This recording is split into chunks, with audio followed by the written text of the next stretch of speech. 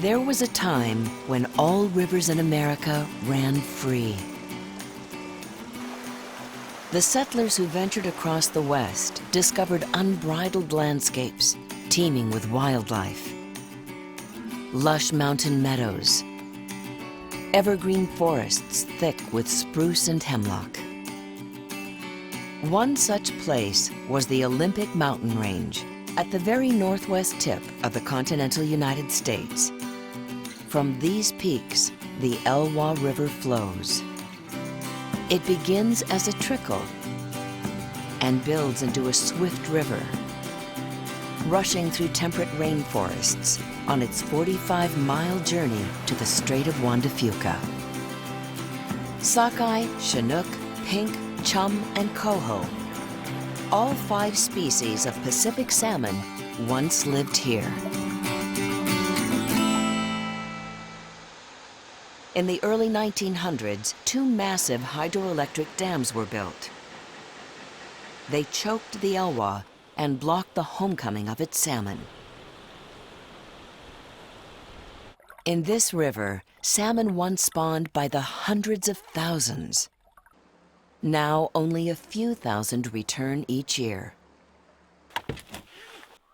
We know because people like Mel Ellefson count them. Ellefson is a member of the Lower Elwha Clallam tribe. He tracks salmon numbers for the tribe's fisheries department. Our tribe is totally dependent on salmon and have been for centuries. My grandmother told me when I was a child that the fish were so thick in here that you could walk across them. Today, it's hard to imagine that kind of abundance. On a lucky day, we might see up in a couple hundred, but I'd have to walk the entire stream from the mouth to the first dam to see that. Dams are pretty much the biggest impediment for our salmon right now. Damming the Elwha forever altered its ecology. But everything on this river is about to change.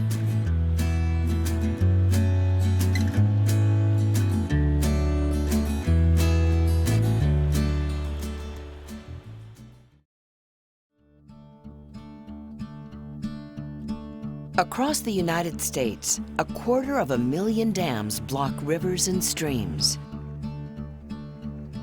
By 2020, nearly all of them will reach their 50-year life expectancy. As dams age, they begin to break down. Spillway gates rust, reservoirs get clogged with sediment, and concrete walls begin to fall apart. When an aging dam fails, the result can be catastrophic. Today, more than 700 U.S. dams are slated for removal. But no one has ever taken out a dam this big. What happens on the Elwha will serve as a model. This project could decide the fate of future environmental restoration efforts around the country and the world.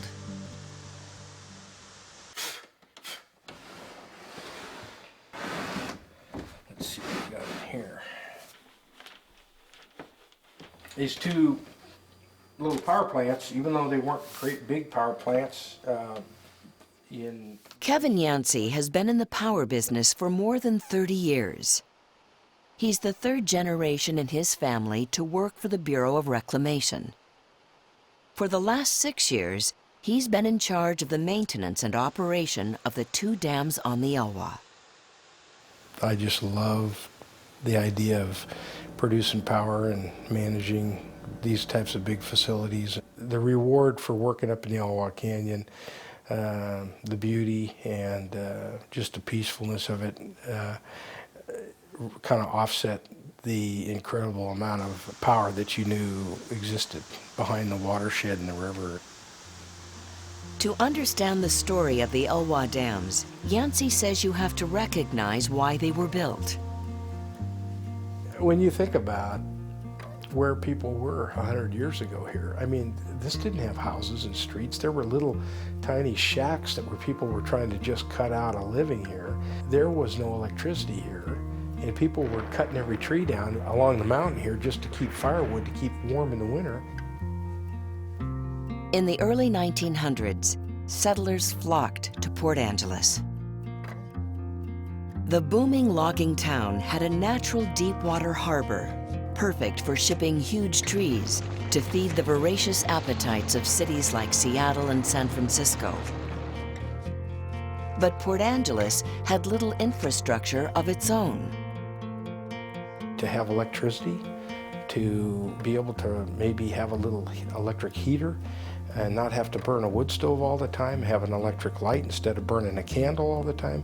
These things seem so simple to us right now, but at the time, that was a large step for people that came here with virtually nothing. And so the community embraced the idea of being able to have power. Enter Thomas Aldwell, an entrepreneur from Canada. Aldwell looked at the Elwha's narrow canyons and saw opportunity. He spent 20 years acquiring the land and money to build the 108-foot barricade called the Elwha Dam. It was not the most beautiful facility in the world, but it was functional. The guys didn't really care what it looked like. It was more important that it did what it was supposed to do. Aldwell then convinced area businessmen to form a power company and build an even larger dam. He hoped that a sustainable source of cheap electricity would entice pulp and paper mills to settle in Port Angeles. The 210-foot Glines Canyon Dam was completed in 1927. We used to say we specialize in classics for the future. Because working on those two old plants out there were like working on classics. It was old equipment, and you just kept things tweaked and they kept running. And that's how we had to kind of keep things together. It was like one step up from Band-Aids and baling wire, as they used to say. Even in the early 1900s, it was against the law to build a dam without some way for fish to pass through. Aldwell brokered a deal with Washington State fisheries officials to build a salmon rearing pond instead of fish ladders. That hatchery failed and was abandoned.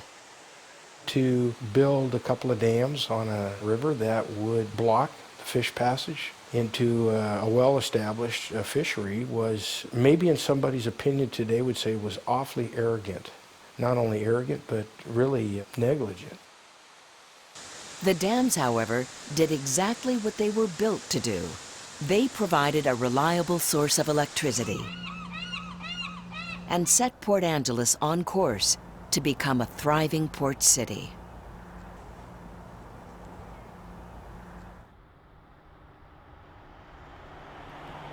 The nearby tribal community was set on a different course. Although the dams brought electricity to the Olympic Peninsula, few tribal families could afford to hook up power lines to their homes. The lower Elwha-Clallam Reservation, located at the mouth of the river, didn't have indoor plumbing until the late 1960s. Today, there are fewer than 1,000 members in the tribe.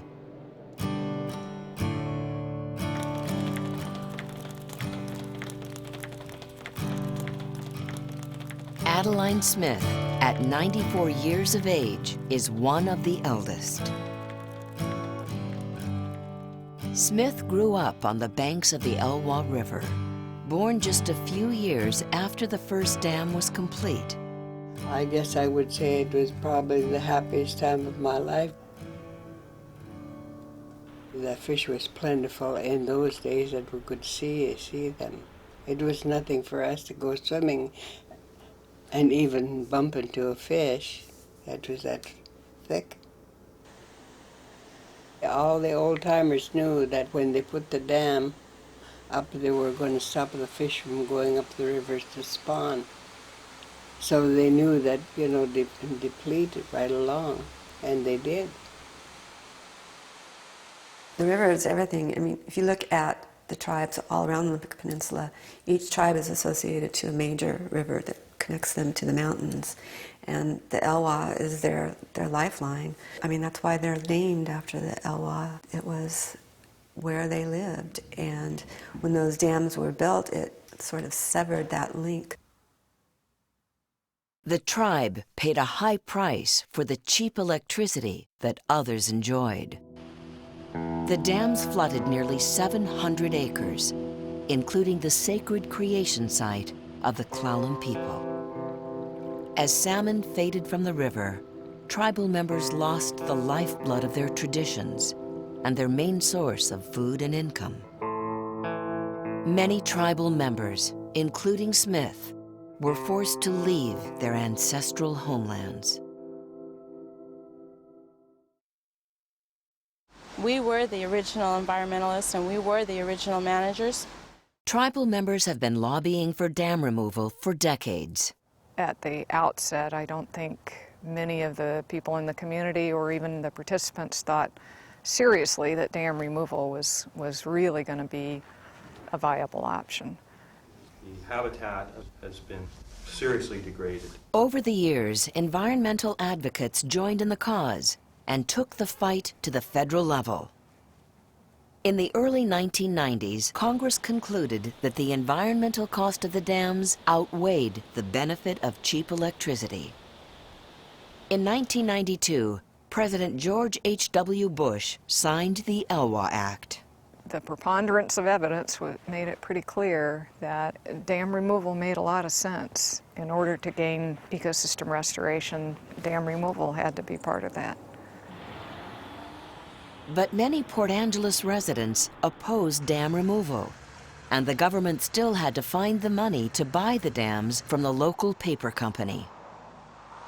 It would take nearly 20 more years before deconstruction would actually begin.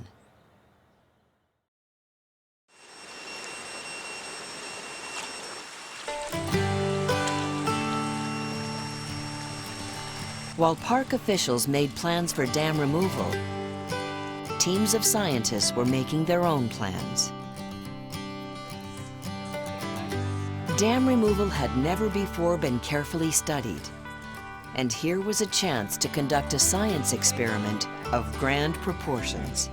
It's the largest restoration project that I will likely see in my lifetime and most people will likely see in their lifetime. George Pess is leading a team of scientists from the National Oceanic and Atmospheric Administration. He spent years studying how the dams have shaped the Elwha River's ecosystem.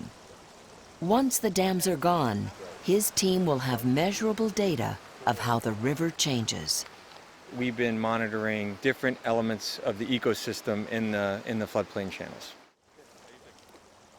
On this day, the team is in a stretch of river between the two dams. They're using a method called snorkel surveying to count the fish that live here.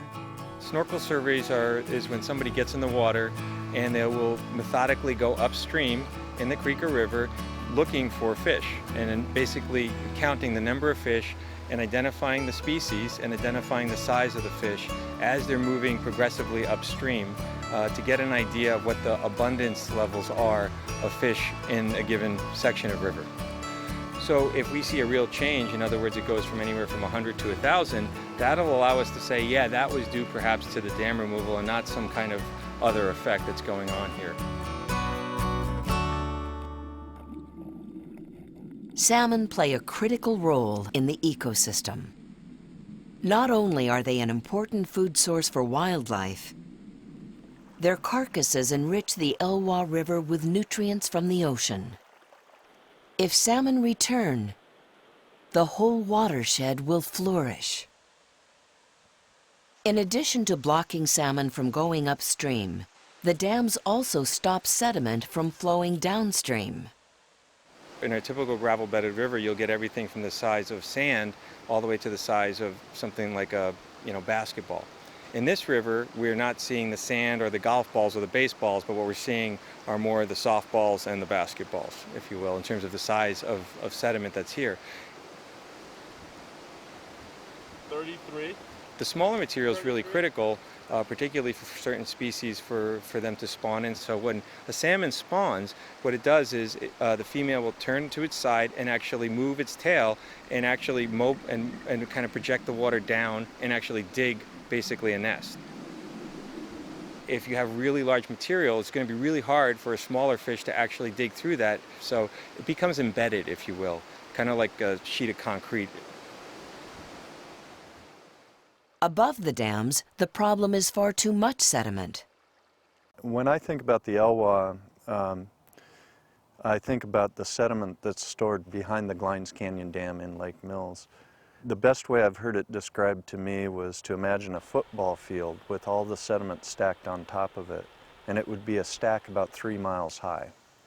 And a big chunk of that, probably 60% of that, is fine sediments that are going to be very erodible and delivered downstream, but they are also going to be in very high concentrations at levels that are lethal to fish. That's why dam removal on the Elwha will take years, not minutes. The option to kind of blow and go, to blow up Elwha Dam and run and assume that we would see restoration, it just doesn't work. You would overwhelm the river, you'd overwhelm the water systems, you'd have major impacts on fish.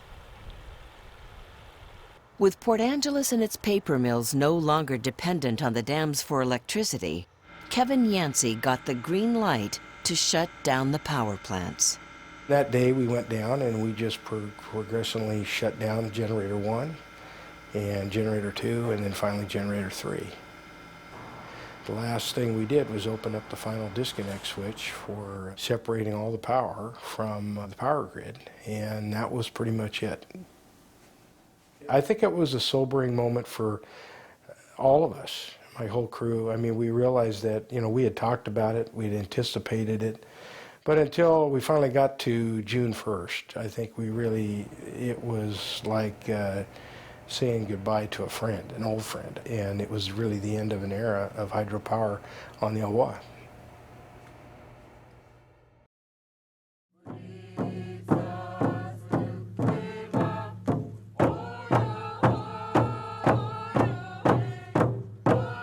I was just thinking of all the heartache and everything that went through all those years of listening to my elders, talk about the fish being depleted.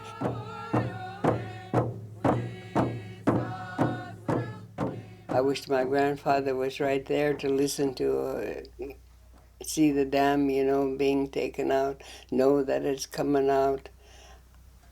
I was just thinking how happy they must be. Boy, that makes you feel good, doesn't it? Elwha be free!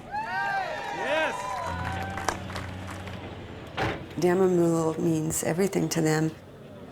You could feel it the day of the celebration. They're giving a legacy back to their descendants.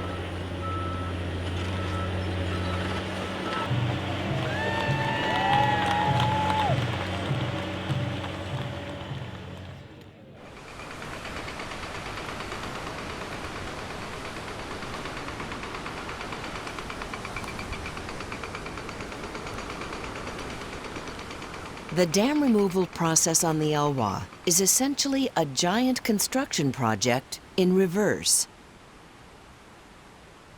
At Glines Canyon, crews are using a hydraulic hammer on a floating barge to chip away at the dam, gradually draining the reservoir by just 1.5 feet per day.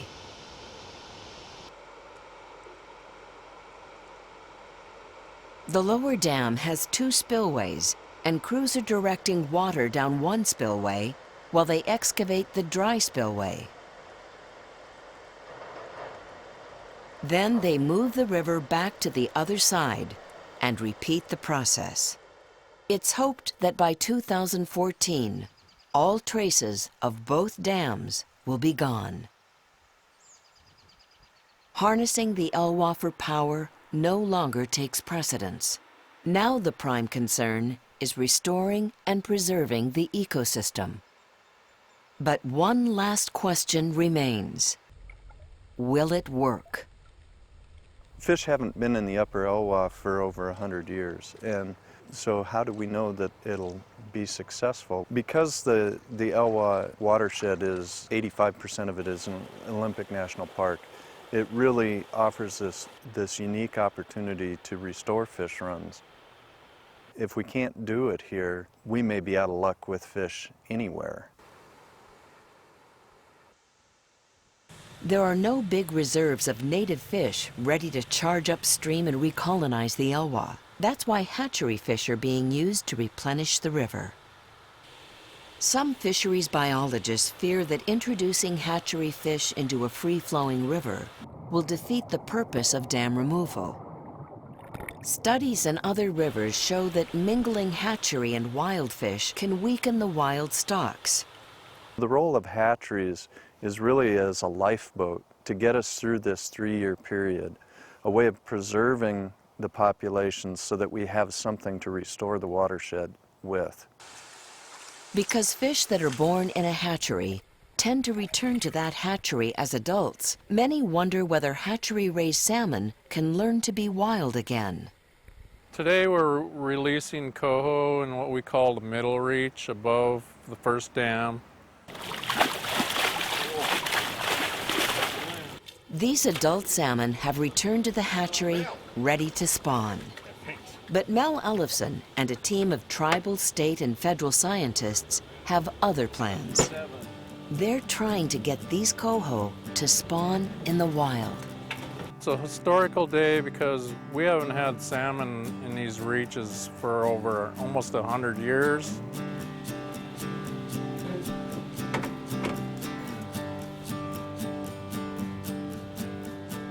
Once we tag these fish, we'll put them into the black hold'em bag, carrying bags to put them into the truck.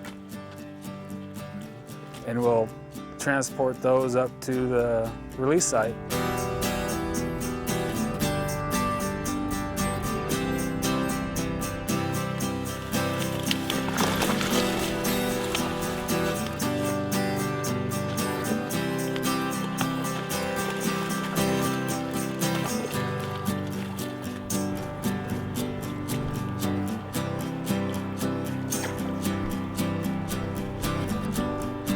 I guess we'll find out in the spring, you know, if we see some fry coho up in between the dams, we'll definitely see that this was a success, that the fish did what they wanted to do, was actually spawn in the wild.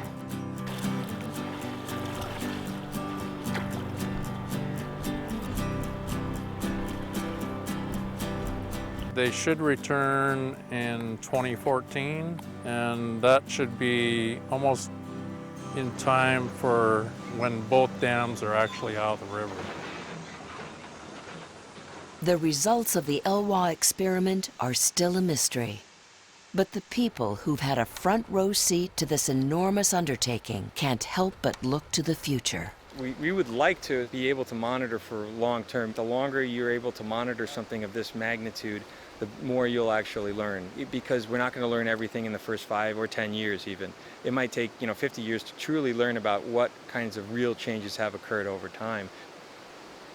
The more I study things like this, the more I realize that nature has a really good way of recovering itself if given the opportunity. But I'm hoping to see an ecosystem on its way to healing and restoration. Probably it's going to be ugly for a while, but that's part of the healing process. We can never go back to the way it was. We can remember the good things, the bad things, but more than anything, I hope we can remember some lessons that we can learn from this. I know it isn't going to be the same, it'll never be the same, but at least we didn't completely lose all the species, even it's going to take years to come back. Okay.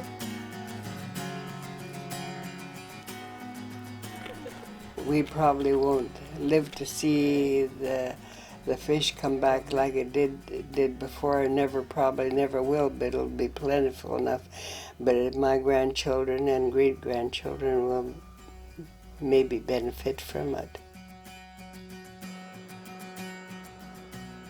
Just hope to see that day come.